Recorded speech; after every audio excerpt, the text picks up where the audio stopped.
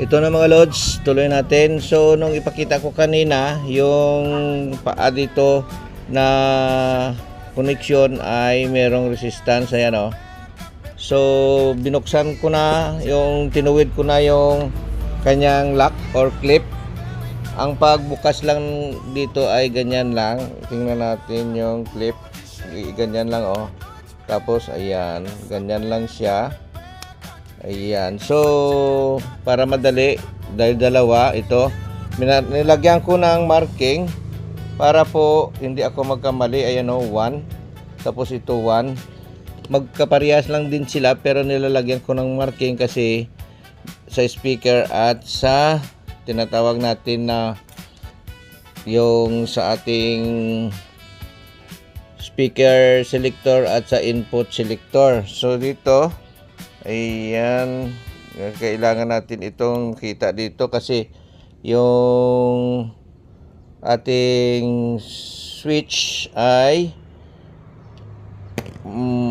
maliit. So lilinisin ko ito. Ayan, kung makikita natin, kailangan nating pakintabin. Ayan o, pakintabin natin siya gamit ang aking file or flat file. Ayan, para mabilis yung ating paglinis. Ayan o. Tapos yung maitim, itulak lang ng kuko. Ayan, tapos ganyan. Ito rin. Ayan.